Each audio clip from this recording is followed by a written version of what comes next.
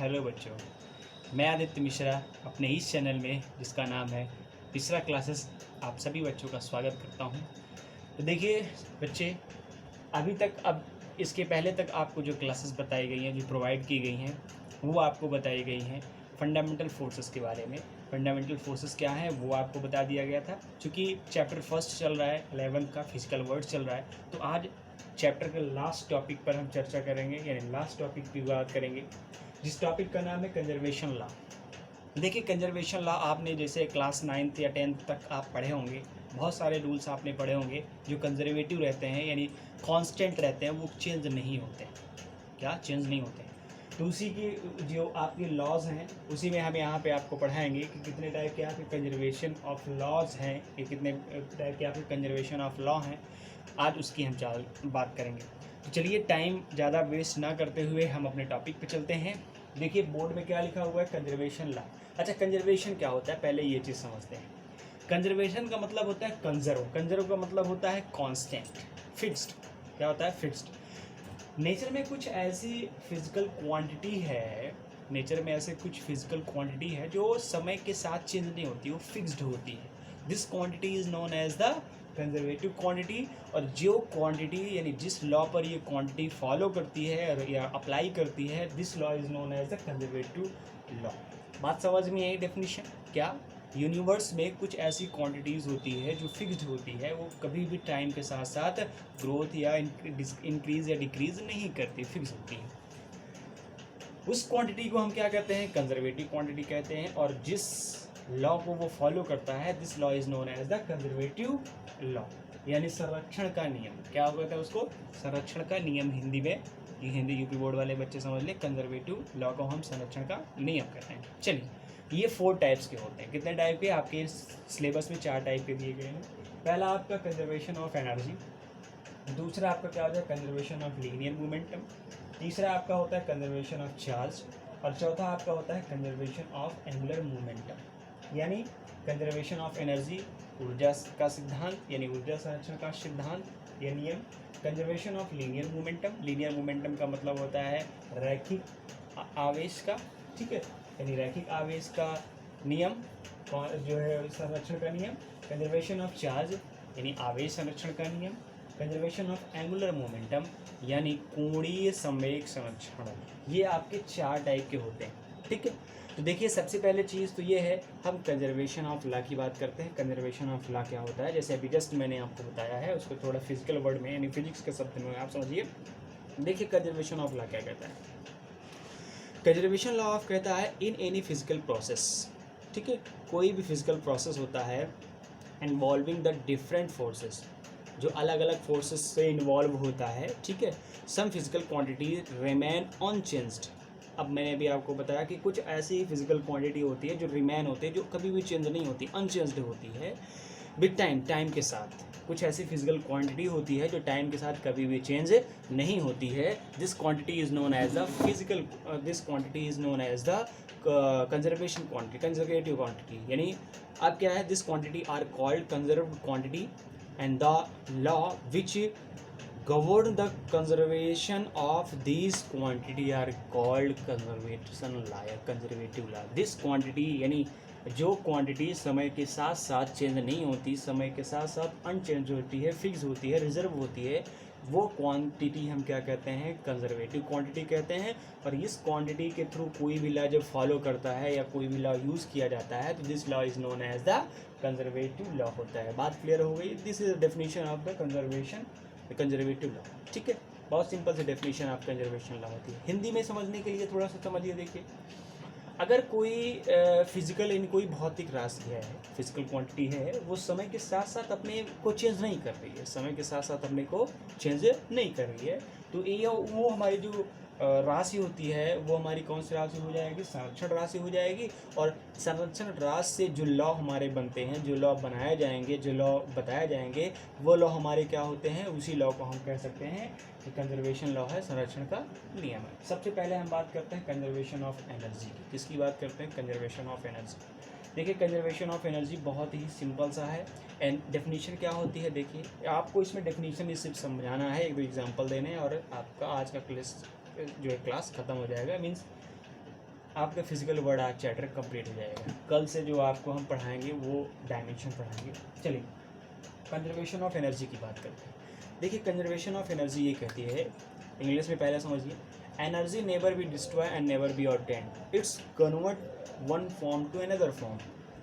Energy never be destroy and never be obtained, it's convert या it's change one form to another form. Energy कभी भी destroy नहीं हो सकती, यानी एनर्जी को कभी भी नष्ट नहीं कर सकते, एनर्जी को कभी उत्पन्न नहीं कर सकते, इसको सिर्फ एक रूप से दूसरे रूप में क्या कर सकते हैं, बदल सकते हैं। एग्जाम्पल के तौर पर जैसे देखिए, आप जानते हैं फ्यूल एनर्जी को आप किस में कन्वर्ट कर देते हैं। फ्यूल एनर्जी हमारी जो कन्वर्ट होती है वो किस में होती है, मैकेनिकल एनर्जी में कन्वर्ट होती है। इसमें मैकेनिकल एनर्जी, अच्छा मैकेनिकल एनर्जी कैसे हो गई, सबसे बड़ी चीज़ तो समझिए, आपके यहाँ गाड़ी है, 4 व्हीलर है या 2 व्हीलर है, आप उसमें क्या डालते हैं, फ्यूल डालते हैं ना। This fuel energy is convert in दो मैकेनिकल एनर्जी। अगर फ्यूल एनर्जी नहीं है तो क्या गाड़ी ट्रैवल करेगी, यानी गाड़ी मूव करेगी, नहीं करेगी ना। तो हम कह सकते हैं कि फ्यूल एनर्जी क्या करती है, गाड़ी में यानी गाड़ी को मैकेनिकल एनर्जी में कन्वर्ट करती है। ऐसे ही जब हम बात करते हैं क्या, वाटर जो रेनफॉल होता है, रेनफॉल किससे, जो डैम बनाया जाता है, डैम से एनर्जी जो निकलती है वो कितने प्रोसेस में होती है। सबसे पहले तो डैम जब हमारा होता है तो डैम में जब आता है तो वो किस में आता है, पोटेंशियल एनर्जी। किस में होता है, पोटेंशियल एनर्जी। पोटेंशियल जब वाटरफॉल होता है तो पोटेंशियल एनर्जी होता है। वो पोटेंशियल एनर्जी आने के बाद डैम में जब आता है तो डैम में क्या होता है, काइनेटिक एनर्जी में कन्वर्ट हो जाता है। फ्लो करके आएगा ना, नाली नदियों से फ्लो करके जब डैम में आता है तो काइनेटिक एनर्जी होता है। ये काइनेटिक एनर्जी किस में कन्वर्ट हो जाएगा, ये आपका हो जाएगा इसमें कन्वर्ट होने के बाद ये हमारे जो टरबाइन होते हैं, टरबाइन को चलाने के काम में आता है। तो टरबाइन को जब चलाएगा तो ये मैकेनिकल एनर्जी में कन्वर्ट हो जाएगा। किसमें कन्वर्ट हो जाएगा, मैकेनिकल एनर्जी में कन्वर्ट हो जाएगा। और टरबाइन जब मूव करने लगेगा तो मैकेनिकल एनर्जी को किस में कन्वर्ट कर रहा है, इलेक्ट्रिकल एनर्जी में कन्वर्ट कर रहा है कि नहीं कर रहा है, ठीक है, इसमें इलेक्ट्रिकल एनर्जी में। तो आप देखिए जो वाटर हमारा रेनफॉल हो रहा था, झरने से जब पानी गिरता है तो झरने से जब पानी गिरता है तो उसको हम पोटेंशियल एनर्जी कहते हैं, कि उसमें पोटेंशियल एनर्जी है। जब वो झरने से पानी गिर के पानी फ्लो करने लगता है तो हम कहते हैं उसमें अब काइनेटिक एनर्जी आती है। ये काइनेटिक एनर्जी, जब काइनेटिक एनर्जी क्या होती है, किसी डैम के थ्रू स्टोर कर ली जाती है और टरबाइन को जब चलाया जाता है उससे, तो कहते हैं मैकेनिकल एनर्जी में कन्वर्ट हो गई। Potential kinetic, kinetic mechanical. और मैकेनिकल के थ्रू क्या होता है, जब डैम चलता है तो वहाँ से एनर्जी हमको मिलती है, कौन सी, इलेक्ट्रिकल एनर्जी। तब हम कहते हैं कि वो इलेक्ट्रिकल एनर्जी में कन्वर्ट हो गया। आप देखिए क्या यहाँ पे एनर्जी को ऑब्टेन किया जा रहा है या डिस्ट्रॉय किया जा रहा है, नहीं किया जा रहा है ना, बल्कि एक ही एनर्जी का फॉर्म किसी दूसरे एनर्जी में बदल दिया जा रहा है। जैसे आदमी की बात करते हैं तो आदमी क्या करता है, फूड एनर्जी लेता है ना, खाना खाता है, this energy is known as the food energy. Food energy किस में कन्वर्ट करता है, हम बोल रहे हैं साउंड एनर्जी में कन्वर्ट कर रहे हैं। वर्क करेंगे, ठीक है, कोई भी चीज़ करेंगे तो कुछ ना किसी एनर्जी में कन्वर्ट करेंगे ना। तो इसीलिए कहा गया है एनर्जी नेवर बी डिस्ट्रॉय, यानी ऊर्जा को ना तो उत्पन्न किया जा सकता है, and energy never be destroy, ना एनर्जी को नष्ट किया जा सकता है। It's change one form to another form, इसको सिर्फ एक फॉर्म से दूसरे फॉर्म में चेंज किया जा सकता है। तो इतनी बात समझ में आ गई बच्चों। कंजर्वेशन ऑफ एनर्जी क्या होती है, एनर्जी का लॉ क्या होता है।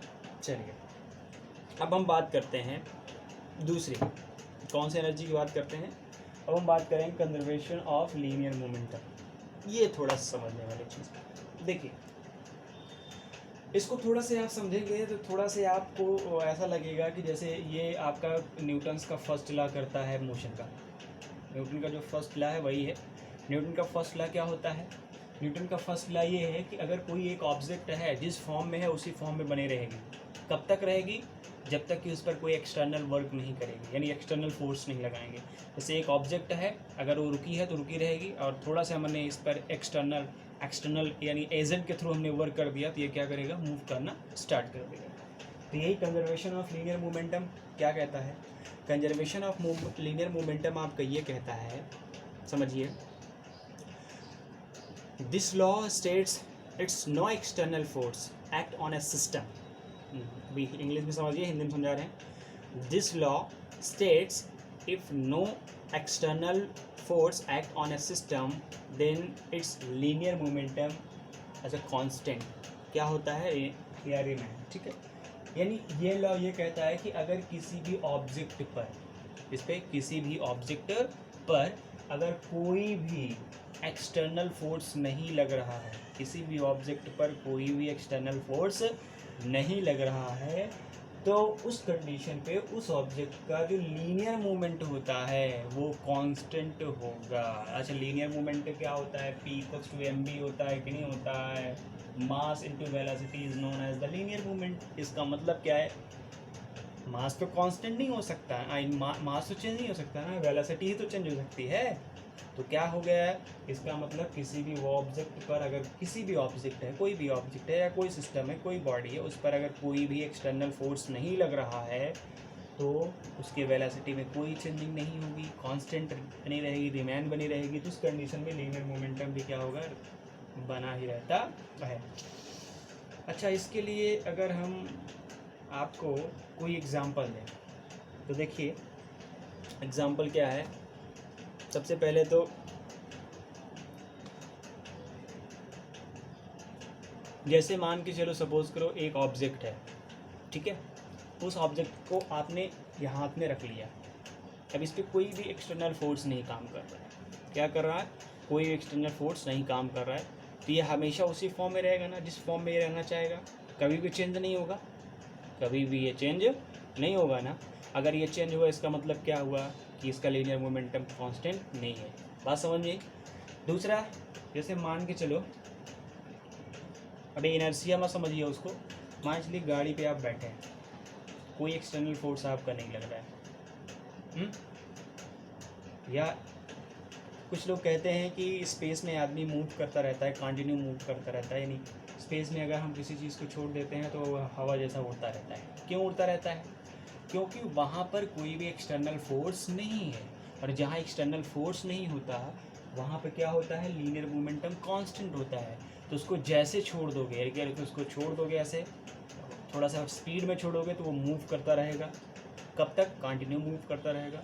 अगर आप उसको अगर आप उसको स्पीड नहीं दे रहे हो, उसको वेलोसिटी नहीं दे रहे हो, ऐसे ही छोड़ दे रहे हो, तो ऐसे ही आपका बना रहेगा, जहाँ तक आप जब तक आप मतलब काफ़ी टाइम तक वो बना रहेगा। इसी को क्या कहते हैं, लीनियर मोमेंटम कहते हैं। यानी क्या, एक्सटर्नल फोर्स अगर ज़ीरो है किसी भी ऑब्जेक्ट का, किसी भी ऑब्जेक्ट पर अगर एक्सटर्नल फोर्स ज़ीरो लग रहा है तो उसका मोमेंटम कौन सा है, लीनियर मोमेंटम कांस्टेंट होगा। This law is known as the linear momentum constant. Conservation of charge, ये थोड़ा से जो है टॉपिक अच्छा है। कंजर्वेशन ऑफ चार्ज की बात करते हैं। देखिए कंजर्वेशन ऑफ चार्ज क्या होता है, इसको पढ़ लेते हैं। चलिए मिटा देते हैं इसको थोड़ा से। बहुत, अरे ये सब पढ़े लिखे हो यार, इसमें कोई दिक्कत हो रही है। इसका अभी आप सिर्फ डेफिनीशन आप पढ़ रहे हैं, अभी क्या कर रहे हैं, सिर्फ डेफिनीशन पढ़ रहे हैं। बाकी अभी जब इसको, ये पूरा आपका टॉपिक है, जब आपको पढ़ाया जाएगा तो उसमें इसको एक्सप्लेन किया जाएगा, ठीक है। तो देखिए कंजर्वेशन ऑफ चार्ज क्या होता है। कंजर्वेशन ऑफ चार्ज, कुछ लोग डेफिनेशन इसकी अलग अलग देते हैं, बट आपको ये है, देखिए अगर हम एक आइसोलेटेड बॉडी की बात करते हैं, किसकी बात करते हैं, आइसोलेटेड बॉडी क्या होती है, आइसोलेटेड बॉडी क्या होती है ना। आइसोलेटेड बॉडी का मतलब होता है कि कोई भी ऑब्जेक्ट, जैसे ये इसका, इस पर जितना चार्ज है कांस्टेंट है ना, जितना पॉजिटिव चार्ज है उतना नेगेटिव चार्ज है। कोई भी ऑब्जेक्ट होता है, उस ऑब्जेक्ट पर इलेक्ट्रिसिटी क्यों नहीं फ्लो करता है, क्योंकि जब तक आप उसको पोटेंशियल पर नहीं रखेंगे, जब तक आप उसके पोटेंशियल डिफरेंट नहीं क्रिएट करेंगे, तब तक उस पर कोई करंट फ्लो करेगा नहीं करता ना भाई। मान लो एक कंडक्टर लोहे का हो, आयरन का हो, तो क्या हाथ में पकड़ोगे करंट मारेगा, नहीं मारेगा ना। क्यों, क्योंकि कोई इलेक्ट्रिसिटी नहीं फ्लो कर रहा है। क्यों नहीं फ्लो कर रहा है, इसका रीज़न ये है क्योंकि हमने इसको डिफरेंट पोटेंशियल पर नहीं रखा, और जैसे ही हम इसको डिफरेंट पोटेंशियल पर रखेंगे इसमें करंट फ्लो करना स्टार्ट कर देगा। अच्छा, डिफरेंट पोटेंशियल पर रखने के बाद क्यों करंट फ्लो करना स्टार्ट कर देता है, अब देखिए, क्योंकि कंजर्वेशन ऑफ चार्ज ये कहता है कोई भी आइसोलेटेड बॉडी है, कोई भी आइसोलेटेड बॉडी है, तो आइसोलेटेड बॉडी पर जितने भी चार्ज होते हैं वो कांस्टेंट होते हैं। या चार्ज का मतलब पॉजिटिव चार्ज और नेगेटिव चार्ज आपस में क्या होते हैं, कांस्टेंट होते हैं। कोई भी आइसोलेटेड बॉडी होगी, उस आइसोलेटेड बॉडी पर चार्ज हमेशा कांस्टेंट होंगे, चार्ज कभी भी जो है बढ़ेंगे नहीं, कांस्टेंट होते हैं। यही नियम जो है कंजर्वेशन ऑफ लॉ चार्ज कहता है, यानी आवेश संरक्षण का सिद्धांत। मीन्स कोई विलगित गोलीय है, विलगित गोलीय जिसको हम आइसोलेटेड बॉडी कहते हैं, उसको हिंदी में विलगित गोलीय, कोई विलगित गोलीय है चालक, तो उस पर आवेश हमेशा कांस्टेंट रहता है, आवेश कभी भी नष्ट या उत्पन्न नहीं किया जा सकता।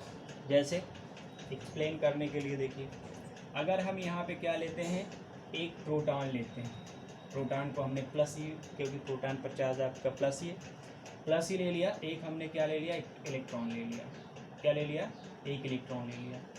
दोनों को हम क्या करेंगे, रिएक्ट कराएंगे। जैसे दोनों रिएक्ट होगा, दोनों मिलेंगे, वैसे क्या बनेगा, एक फोटोन बनेगा कि नहीं बनेगा, क्या बनेगा, फोटोन बनेगा। यहाँ भी क्या बनेगा, एक फोटोन बन जाएगा।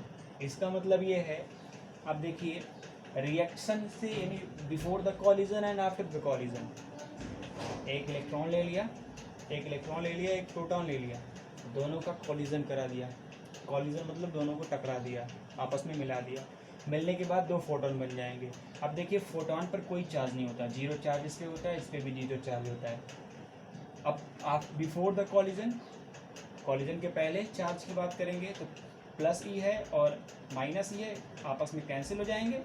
और आफ्टर द कॉलिजन 0 + 0, तो क्या इसका चार्ज कोई चेंज हुआ, नहीं हुआ ना, यानी बिफोर द कॉलिजन भी चार्ज 0 था, आफ्टर द कॉलिजन भी चार्ज क्या हुआ, 0 आया। इसका मतलब इसके चार्ज में कोई चेंजिंग नहीं आई है। तो आप ये कह सकते हैं कि कोई भी आइसोलेटेड बॉडी है, उस आइसोलेटेड बॉडी का चार्ज हमेशा कांस्टेंट होता है। जैसे अभी आप 12th में जब पढ़ेंगे तो आपको ज़्यादा समझ में आएगा चार्ज। जैसे ये हमारा मार्कर है, इस मार्कर पर चार्ज अभी क्या है, जितना पॉजिटिव उतना नेगेटिव है, इसलिए ये किसी चीज़ को अट्रैक्ट नहीं करेगा। अब थोड़ा से हम क्या करेंगे, इसको हम थोड़ा सा रगड़ लेंगे। क्या करते हैं, इसको हम थोड़ा सा रगड़ लेते हैं।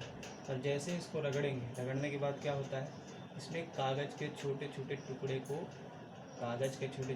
को क्या करता है, अट्रैक्ट करने की क्वालिटी आ जाती है, अट्रैक्ट करने का गुण आ जाता है। ऐसा क्यों होता है, क्योंकि जब इसको अपने बालों से हमने रगड़ा है तो इसमें जितने पॉजिटिव चार्ज थे और जितने नेगेटिव चार्ज थे, ये दोनों आपस में क्या हुए, कुछ कम ज़्यादा हुए ना। मीन्स कुछ पॉजिटिव चार्ज चला गया होगा और कुछ नेगेटिव चार्ज आ गया होगा। इसीलिए जितने पॉजिटिव चार्ज थे उतने ही नेगेटिव चार्ज, यानी पूरे टोटल आप चार्ज को ऐड करेंगे तो कांस्टेंट आएगा। इसी को क्या कहते हैं, कंजर्वेशन ऑफ चार्ज कहते हैं। बात समझ में? चलिए कंजर्वेशन ऑफ एंगुलर मोमेंटम की बात करते हैं। किसकी बात करते हैं, कंजर्वेशन ऑफ एंगुलर मोमेंटम। देखिए जैसे आपने लीनियर मोमेंटम पढ़ा है, तो लीनियर मोमेंटम का मतलब क्या होता है कि अगर कोई एक ऑब्जेक्ट एक स्ट्रेट मोशन में कर रही है, यानी क्या, कोई एक ऑब्जेक्ट है वो स्ट्रेट डायरेक्शन में मोशन करती है, तो उसमें जो मास और वेलोसिटी के बीच, आई मीन मास और वेलोसिटी का जो प्रोडक्ट होता है वो लीनियर मोमेंटम होता है, क्योंकि एक ही अच्छी प्रगति कर रही है। बट एंगुलर मोमेंटम क्या होता है, एंगुलर मोमेंटम का मतलब ये होता है कि एक बिंदु के चारों तरफ वो क्या करती है, वृत्तीय सर्कुलर मोशन करती है। तो इसको समझिए, देखिए क्या होता है, इसमें क्या दिया हुआ है कि अगर कोई एक ऑब्जेक्ट है, देखिए लॉ क्या कहता है,